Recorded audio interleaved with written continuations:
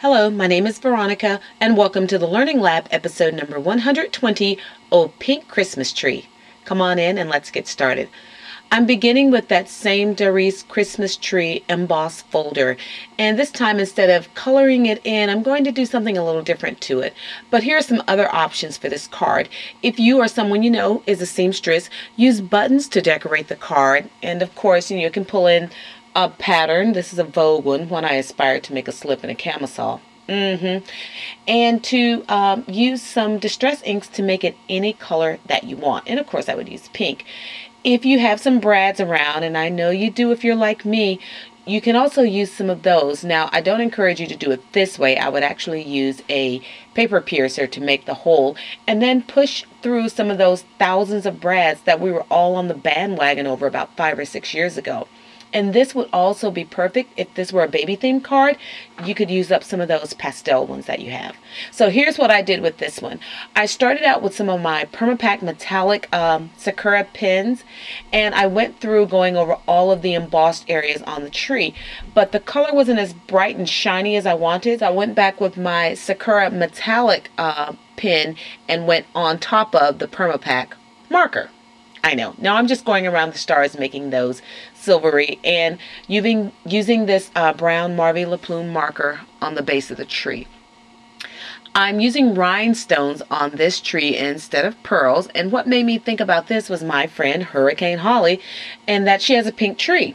She got it from Michael's last year or year before last, so Holly was on my mind when I was creating this tree. Now I want to add some sparkle to the trunk, so I'm using the My Mind's Eye Spotlight. I'm sorry, that's Making Memories Spotlight glitter. I'm also using my favorite glossy accents, and here I'm going to use the Making Memories silver glitter to put the garland around my tree.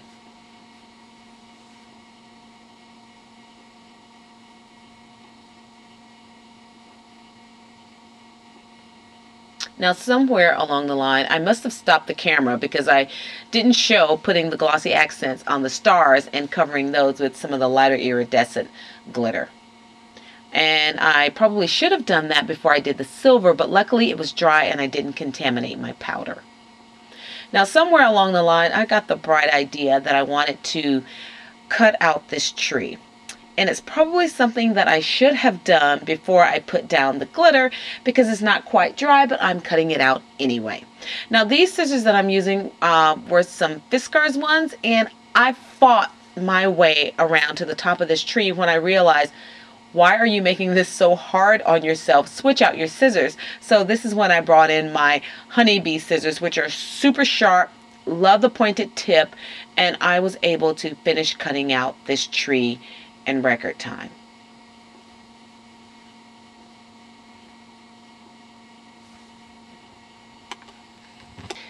So next I thought, needs something else. So why not put a black mat behind the tree? So I stuck it down onto some black cardstock, and here I am trimming out this tree yet again.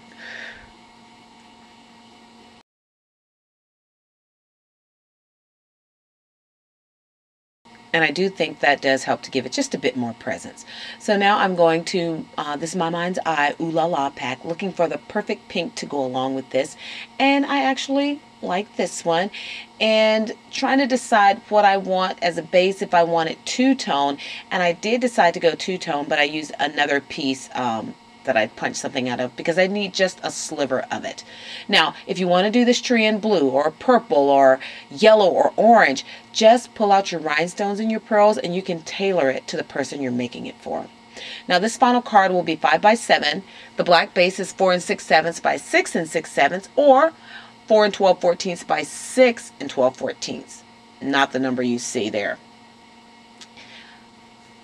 The pink floral that I'm going to use is 4 3/4 by 6. I'm leaving just a sliver of a margin around there. And for the very bottom, the small design is 4 3/4 by 2, leaving an 1/8 inch border all around the card. Okay, time to get an idea of what this is going to look like. I punched out this snowflake trim in the same color as the large base piece, only because I think I want a little bit of texture to the card. We'll see once I get it together how everything plays out. Now I'm pulling in some of these peel-offs. This one is in silver and it says Merry Christmas. Although they look fragile, they're actually pretty sturdy, you know, but don't manhandle them. I'm kind of liking how that's coming together. There's also this ornament one that has stars on it, so I'm just going to put some stars around the tree.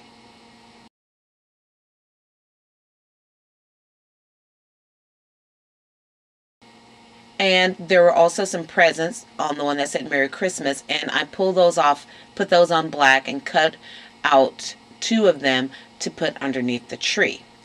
And then, of course, as soon as I put the second one under there, I realized, looks a little unbalanced. So I'm going to now put a 3rd present under the Christmas tree. I like that much better.